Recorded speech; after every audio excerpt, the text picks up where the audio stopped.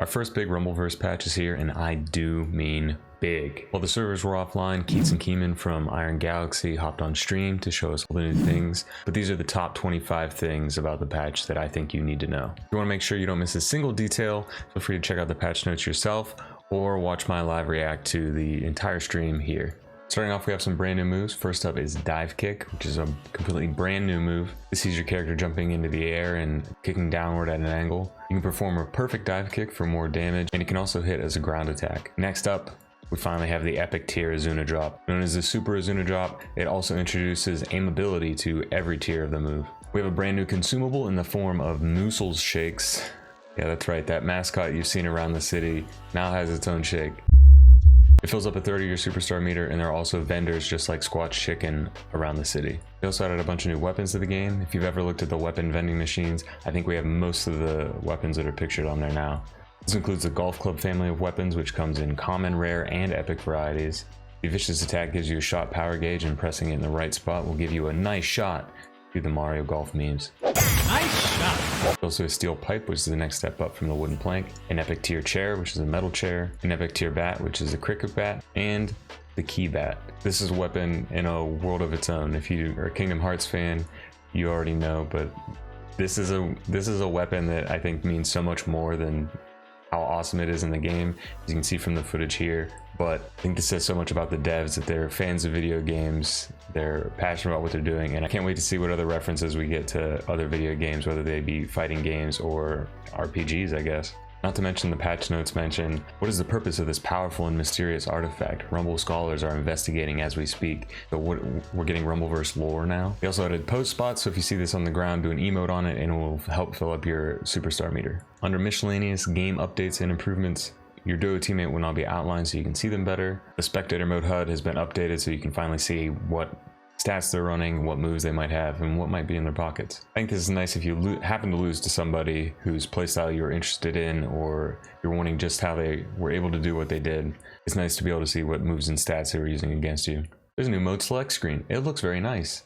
Also on the important side, lighting has been improved so darker character models shouldn't blend in with shadows like some people have complained about. Next up on our gameplay balance changes, there's a lot here. I'm focusing on what I've heard people in the community talk about and ask for the most, and the things that I've experienced personally.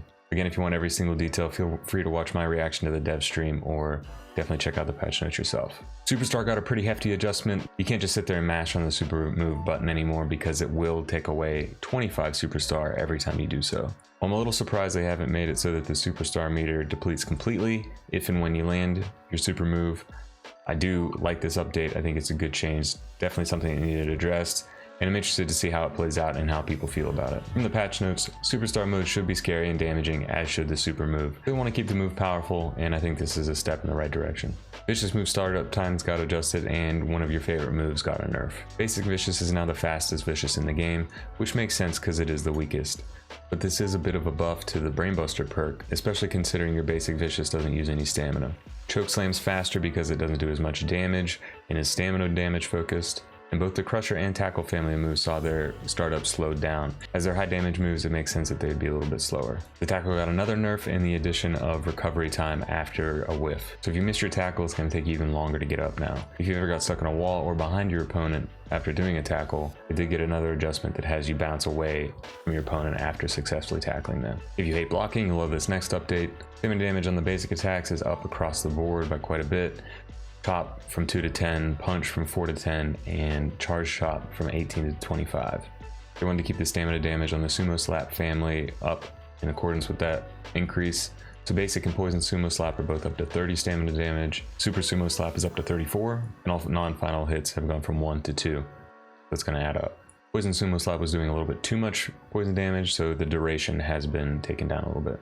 Another pretty big change has been made to bounce pad attacks. If you remember, pretty early in the season, they dropped a hotfix because people were using street signs and double bouncing to become actual meteors. They've addressed this further by limiting the bounce to 1. Both the elbow drop and weapon vicious drop attacks were doing a lot more damage without having a lot of risk, so they made this further adjustment to all those moves.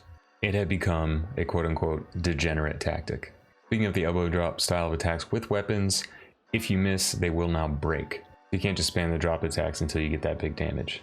Another pretty big change, since I saw a lot of people share and suggest this tactic to use against people that were blocking a lot, air vicious attacks have been nerfed, if you will. I don't think that they were supposed to be as fast as they were in practice. So now when you miss an air vicious, you're gonna have a lot of recovery time. You're gonna see your character drop into this animation after the fact. There's a hotfix put out so that the landing recovery on missed low altitude vicious attacks was reduced slightly. This brought it more in line with missing a ground vicious attack. You can now wall dash with the actual dash button. Apparently some people complained about wall jumping instead of actually dashing up the wall, so they added this ability. And you can now wall dash into wall dodge, which is going to give you a lot more climbing opportunities at a huge stamina cost.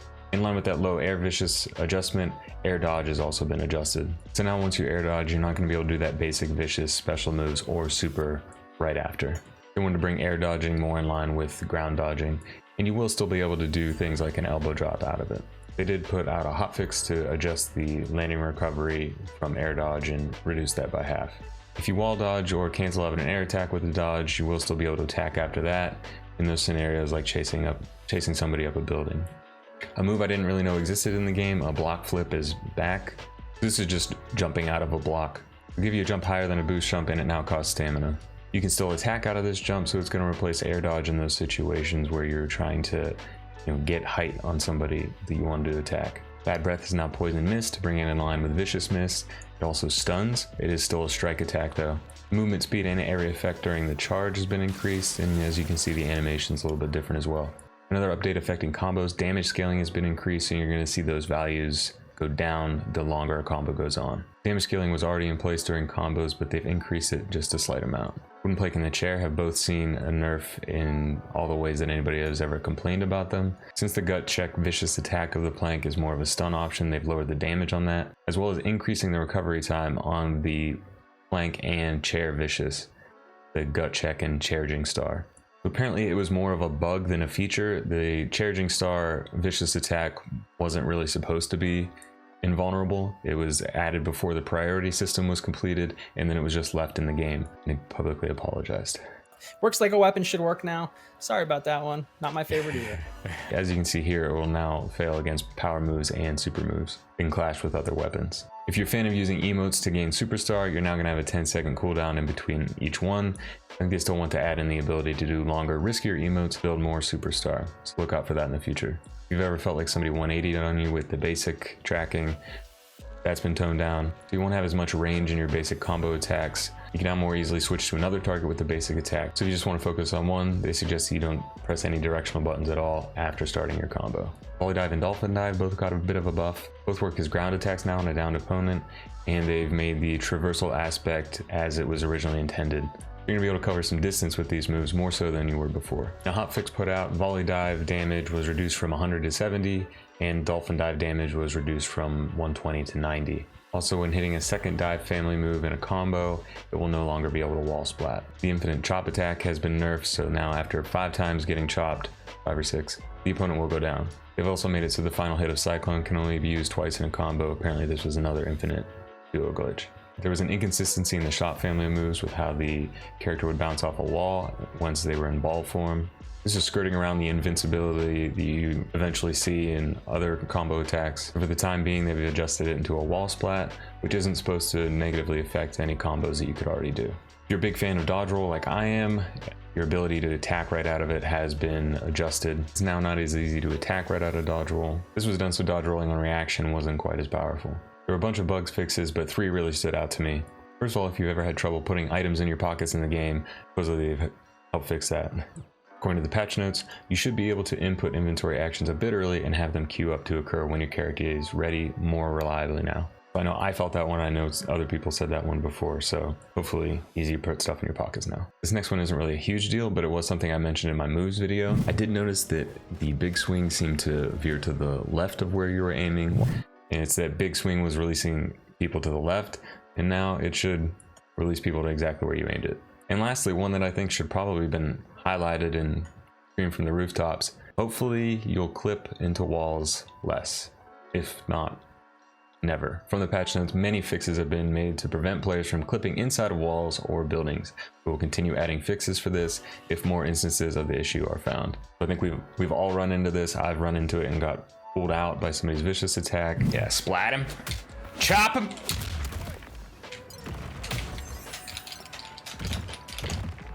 Dude, am I glitching the fucking wall? I've seen people get stuck inside buildings, and while it is kind of funny to watch, probably a lot less funny to experience. I know a big part of helping Iron Galaxy fix this were the videos and clips that people would send in of where it was happening and how it was happening. So if you ever have any issues, definitely think of doing that because it really helps them out. And that's our first big patch. I gotta say, I'm a huge fan of this patch, a huge fan of the stream that Keats and Keeman did. I think it's a W all around. I'm excited to see how it all plays out and how it feels in a few weeks. Let me know what you think of the patch down below. Let me know what your favorite part is. Maybe you didn't like something, maybe you think they need to do more. But I think we can all agree that as long as we have a little bit of patience, I think this team very obviously loves the game and they are definitely listening. Until next time, see you at Billboard. On the wall, and you do a wall dodge. Low You can key attack lava it dome. immediately, just like the ground one used to. Wait, is that for me? Go ahead, Keenan. I can grab. That looks like a new. Because I went up way too far, but you get the idea. That's the way you're going to chase people. There's another way you're going to chase people, which we'll get to in a second. But this is a big adjustment people are going to have to make, and I really do want because it is quite an adjustment. Nobody's pointing out lava dome. Unaffected by this, so if you do